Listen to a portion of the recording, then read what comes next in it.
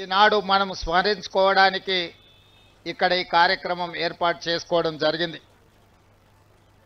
మిత్రులారా, ఆనాడు లాల్ బహదూర్ శాస్త్రి గారి అకాల మరణంతో ఈ దేశంలో రాజకీయ నాయకత్వ శూన్యత ఏర్పడ్డది. ఆ సందర్భంగా కాంగ్రెస్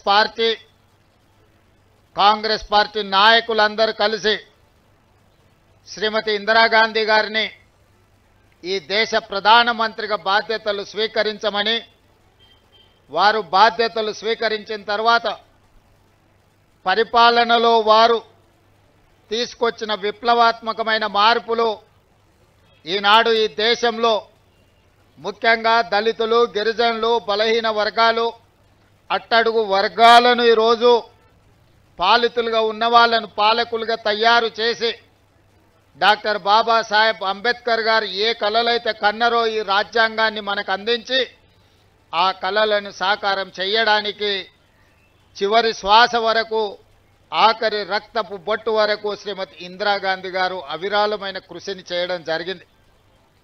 రాజభరణాలు రద్దు చేసిన, బ్యాంకులను జాతీయకరణ చేసిన, అగ్రికల్చర్ సీలింగ్ యాక్ట్ తీసుకొచ్చి దళితులకు, గిరిజనులకు భూ యాజమాన్య హక్కులను కట్టబెట్టిన, ఇల్లు లేని వాళ్లకు ఇందిరమ్మ ఇళ్లను అందించిన, అదేవిధంగా పరిపాలనలో మహిళల యొక్క ప్రాతినిధ్యం పెంచిన శ్రీమతి ఇందిరాగాంధీ గారు ఈ ప్రపంచానికే ఆదర్శంగా నిలబడ్డారు.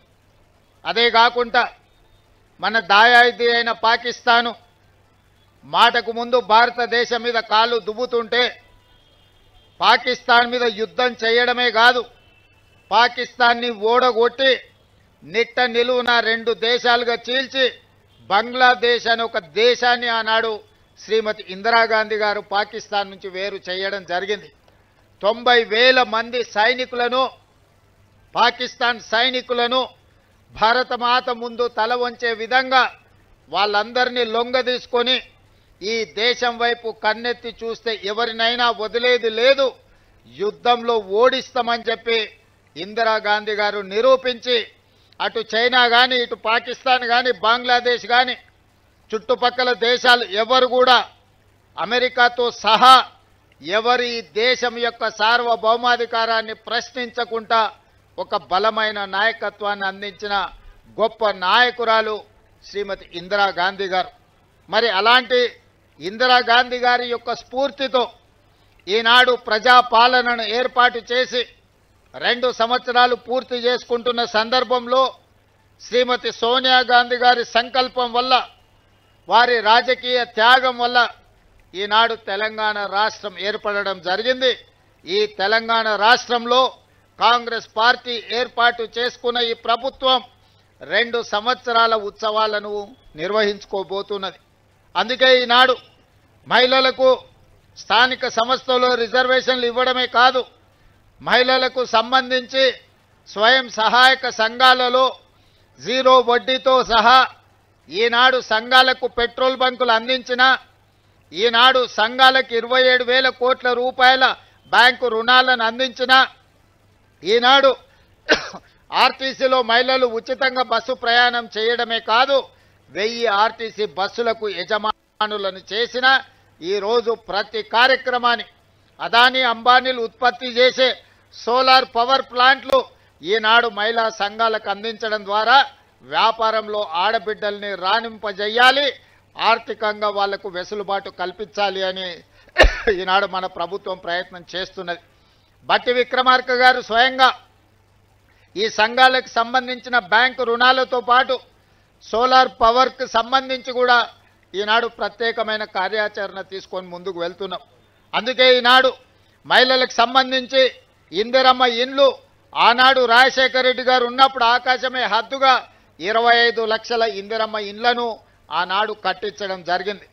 దురదృష్టవశాత్తు 10 సంవత్సరాలు కాంగ్రెస్ లేని ప్రభుత్వం పేదలకు ఇండ్లు ఇస్తామని, డబుల్ బెడ్రూమ్ ఇండ్లు కట్టిస్తామని ఆశ చూపించి ఆ ఆశ అడియాశలైనవి, వాళ్లకు మాత్రం ఇండ్లు రాలేదు.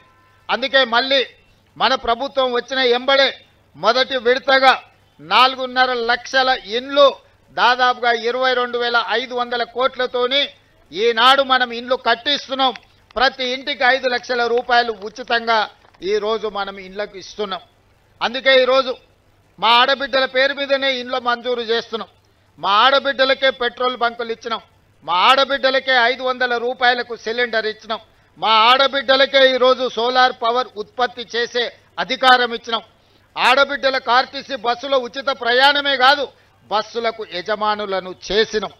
అందుకే ఈనాడు మన ప్రభుత్వం ప్రజాపాలనలో ఇందిరమ్మ రాజ్యంలో సోనియా గాంధీ గారి నాయకత్వంలో ఈ దేశానికి రాష్ట్రపతిని చేసిన, ఈ దేశానికి ప్రధానమంత్రిని చేసిన, కేంద్ర మంత్రులను చేసిన, వివిధ రాష్ట్రాలలో మహిళలను ముఖ్యమంత్రులను చేసిన ఈనాడు సీతక్కను సురేఖమ్మను తెలంగాణ రాష్ట్రంలో మంత్రులను చేసిన, రేణుకా చౌదరి గారిని రాజ్యసభ, విజయశాంతి గారిని ఎమ్మెల్సీగా చేసిన అది కాంగ్రెస్ పార్టీ సోనియా గాంధీ గారి నాయకత్వంలోనే మహిళలకు ఈ గౌరవం దక్కింది. ఇందిరమ్మ రాజ్యం ఉన్నప్పుడే మహిళల ఆత్మ గౌరవంతో తలెత్తుకొని నిలబడే విధంగా ఈరోజు మహిళల అభివృద్ధి కోసం మన ప్రభుత్వం పని చేస్తున్నది.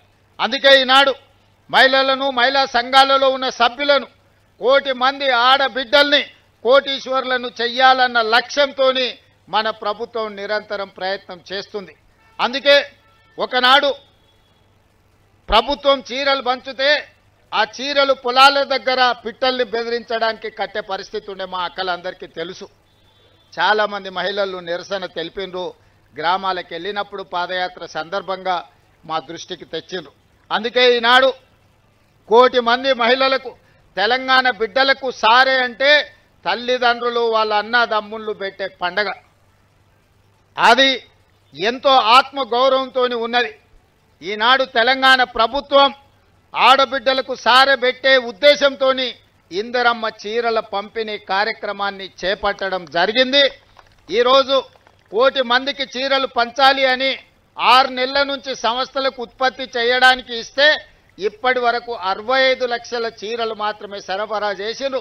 అందుకే ఈ 65 లక్షల చీరలను గ్రామీణ ప్రాంతాలలో ఉన్న మహిళలకు ఈరోజు ఇందిరమ్మ జయంతి సందర్భంగా మొదలుపెట్టి డిసెంబర్ 9 తెలంగాణ తల్లి అవతరణ దినోత్సవం వరకు వివిధ గ్రామాలలో, తండాలలో, గూడాలలో, మారుమూల పల్లెల్లో అందరికి ఆడబిడ్డలకు ఒకరొకరికి పేరు పేరున ఇంటికి చీరల పంపిణీ కార్యక్రమాన్ని చేయమని చీఫ్ సెక్రటరీ గారికి, ఉన్నత అధికారులకు, జిల్లా కలెక్టర్లకు, రాష్ట్ర స్థాయి నుంచి గ్రామ స్థాయి వరకు అధికారులందరికీ ఆదేశాలు ఇవ్వడం జరిగింది.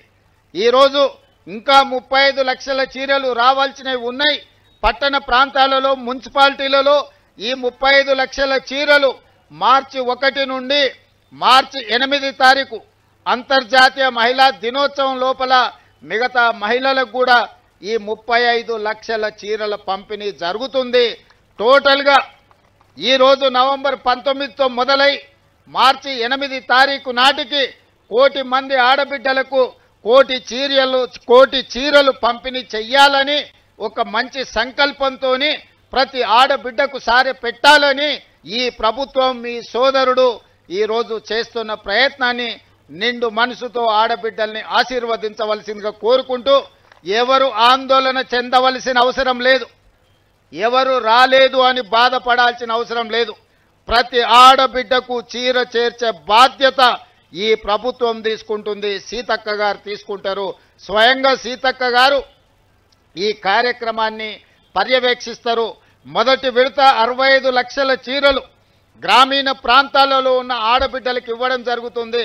రెండవ విడత మున్సిపాలిటీలు, మున్సిపల్ కార్పొరేషను, గ్రేటర్ హైదరాబాద్లో ఉండే మహిళలకు మిగతా 35 లక్షల చీరలు మార్చి 1 నుండి మార్చి 8 తారీఖు లోపల వాళ్ళందరికీ కూడా చీరలను చేర్చే బాధ్యత ఈ ప్రభుత్వం తీసుకుంటుంది.